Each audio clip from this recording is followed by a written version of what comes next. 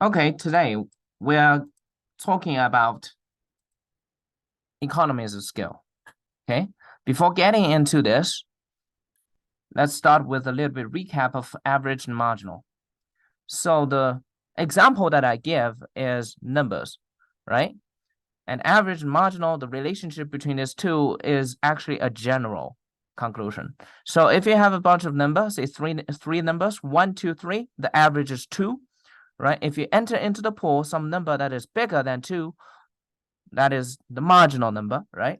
If marginal number is 3 bigger than 2, then the average of the new pool is greater than the average of the original. So that is to say marginal is the driving engine, because marginal is whatever is changing, right? That is here marginal cost, that is a cost from additional unit of product being produced. So if marginal is higher than average, then the average is dragged up. If marginal is lower than average, then the average is dragged down. So you can see here, right? If marginal cost is higher than average cost, here L just means long run. You can ignore this. If marginal cost is higher than average cost is going up. If marginal cost to the left of A, if marginal cost is lower than average cost is dragged down. Okay, so the general conclusion is that marginal cost crosses average cost at the minimum point of average cost. All right, so this is a little bit recap, and later on you're gonna see the use of it in economies of scale. So before getting into the detail of economies of scale, let's look at this one example, which could be pretty relevant to our lives. If a driver of a sedan car charges $180 for one person to Las Vegas, the cost increases to $220 for 2 people, $230 for 3 people, and $300 for 4 people, and 4 passengers. The maximal level of capacity for this sedan car, because usually we know sedan car has 5 seats, but the driver needs to take 1 seat. Okay, so if we were to calculate the average cost of each case, what is the trend of average cost here with the amount of people carried? And what if we have 5 people? Does the trend change? So let me quickly switch to my document camera and let's go over this question together.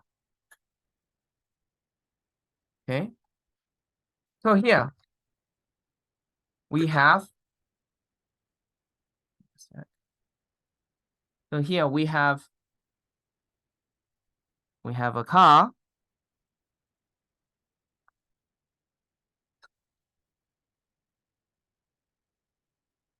We have a car. We have a driver seat, co-pilot seat, and we have 3 seats in the back. Sorry, it looks like a little robot, but it is actually a car, right? So the driver takes 1 seat, and then according to how many passenger to fill, we have a different price structure. So yeah, let's look at this. Number of passenger, right? If we have 1 people, 1 passenger, and here it is the cost. The cost is 180. If we have 2 people, the cost is 220. If we have 3 people, the cost is 270.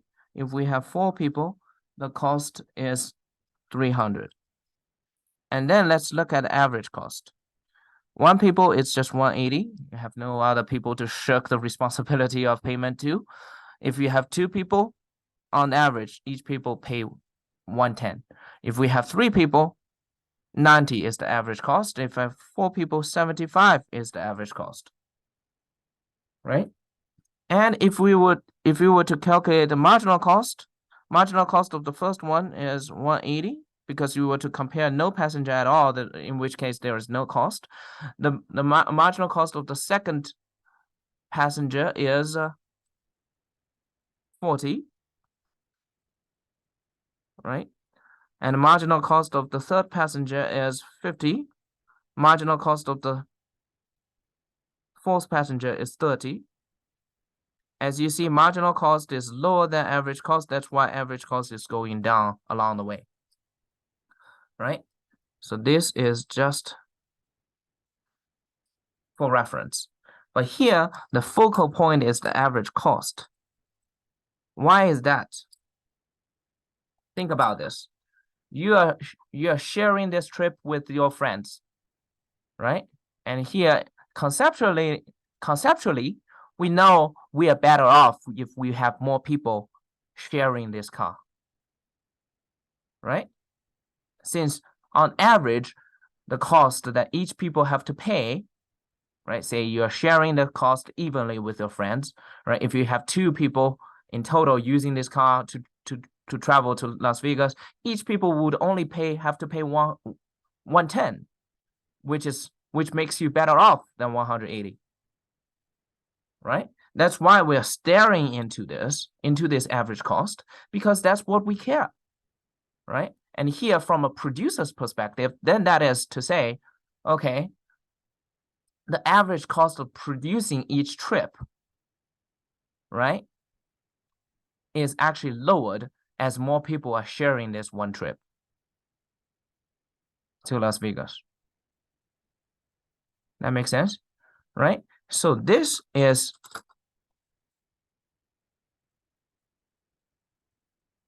what economies of scale is. Average cost decreases as Q increases. Right? And what is that? That actually hits the core of economics. That is because we have a better allocation of resources.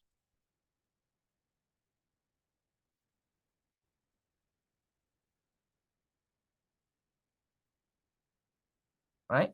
Because previously, if you only carry 1 passenger, your car is, for this trip, this car is driven half empty or more than half empty. Right? We know it is not the best use of this car. But if this car is full, right? With 4 passengers, that means every single seat in this car is filled. Then from this one trip, you provide the most possible services to 2 passengers. And that's the best use of this car for this trip, right? And here, because of an improvement in efficiency, a better allocation of resources, as we see when we are expanding the scale of production, when we provide more services, we see the average cost being reduced. That is what economy is. Economization actually means saving, right? Here we are saving the cost because we are using this vehicle with a higher efficiency, from providing services to only 1 passenger to 4 passengers. So that's economies of scale. Now let's look at these economies of scale.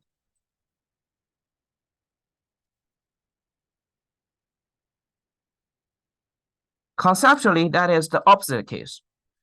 We are going to observe average cost increase as we increase the scale, which is reflected by more output produced. Okay, so in this case, say, what if for your trip you have 5 people?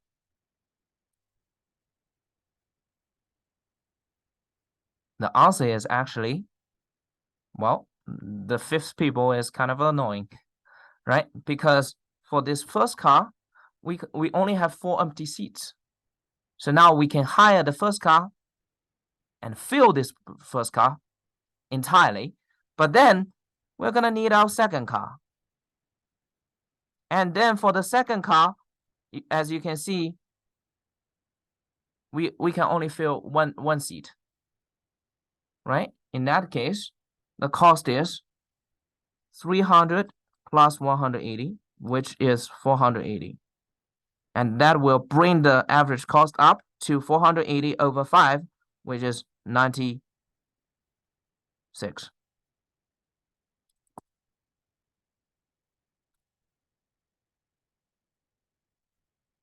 And the jump from the fourth to the fifth, from fourth to fifth, that is this economies of scale, because here you expand the scale of production, so we see more services provided, but actually we are experiencing an increase in the average cost.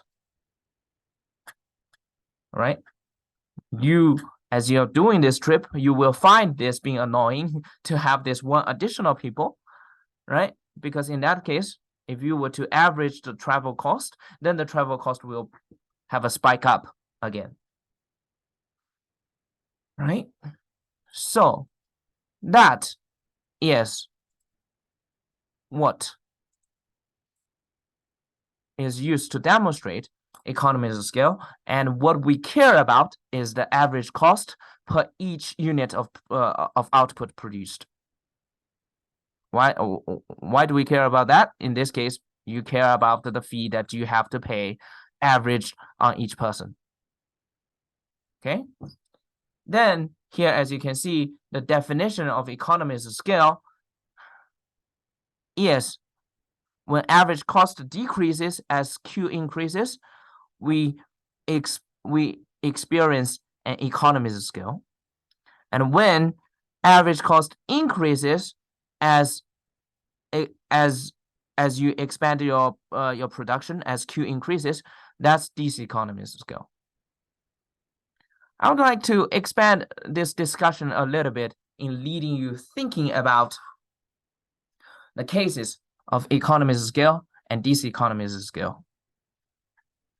Okay, so as output increases, if the firm's average cost of producing declines, then we experience an economies of scale. And usually that's because of workers' specialization, that is because of flexibility provided by scale, that is because acquiring production inputs at a lower cost because you are able to buy in bulk.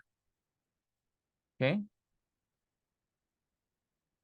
So with the firm being bigger, think about this. Let's look at the left side of this slide, right? So originally, if you're familiar with the story of the creation of those big firms, big technological firms like Google, like Microsoft, they share the story of having their initiation in the garage of their mom's home or whatever, of their homes. So at the very beginning, Steve Jobs or Bill Gates, he has to be the designer of the computer program, but he also has to be, say, the salesperson, right? Has to be the accountant, has to be whatever, everything in him, because the firm was of a small scale. But eventually, as they expand, as now they buy an office side, they hire some accountant, they hire some front desk. Each person can have the flexibility, right, to specialize in the aspect that they are more familiar with, so that the more creative minds, like Steve Jobs, like Bill Gates, they can be freed up for doing more creative works, like computer programming. Right? So that is usually, so the economies of scale usually exists when the firm are pretty small, of smaller size.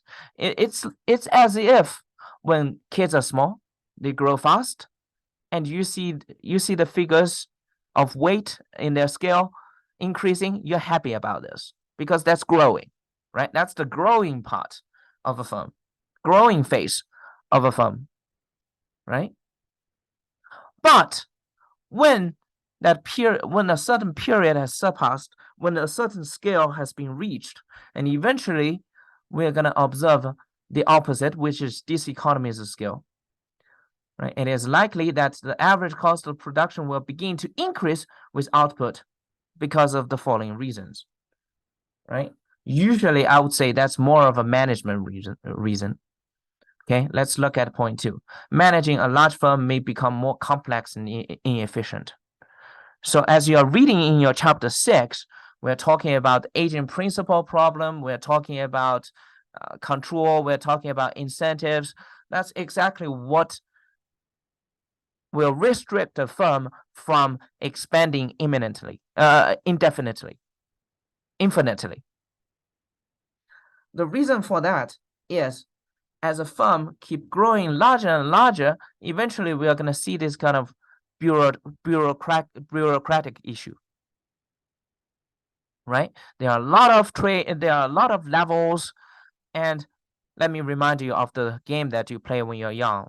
You call this telephone, right? One person deliver a message to the second, and the second delivers a message to the third, and eventually the last person reports what they got, and that differs a lot from the original message.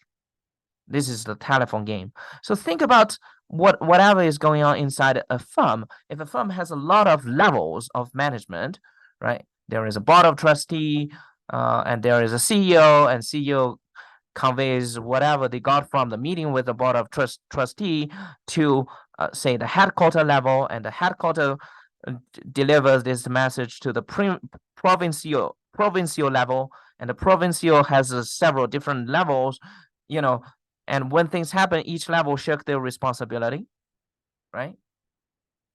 And also each level may have an incentive to do agent principal issue. If it is only a, say, phone receptionist who gets a fixed salary, they don't have a strong incentive to provide a quality service, to be patient in answering your phone calls. Why is that? Because however they answer this phone call has nothing to do with their income, right? So with many levels, we have a lot of issues in the overgrowth of scale, and in that we experience diseconomies of scale.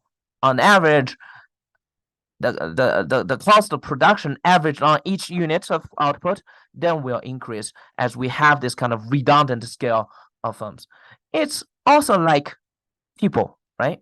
After reaching 25, when your growth period has been exhausted, has been depleted, then say starting from your 30, looking at the scale of your weight, if you still look at the number constantly increasing, you should now be worried about, say, issues like diabetes and hypertension, stuff like that.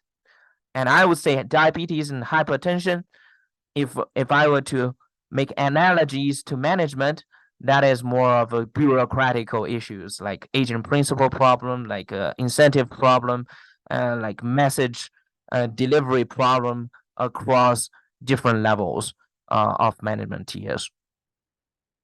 So that's why we are to study this economies of scale, and that's why, how those firms do to tackle with such issue. You explore this in your chapter 6, and also as you are applying to jobs, you may be recommended, you need to check the mission and values of this firm. They may put the most important thing in their mission statement, and everybody is supposed to be aware of that, so as to make sure that at least they have a common ground across different management tiers. There is a common ground that they all consent to. Okay, that is in the wish to tackle some diseconomies of scale problem. Thank you.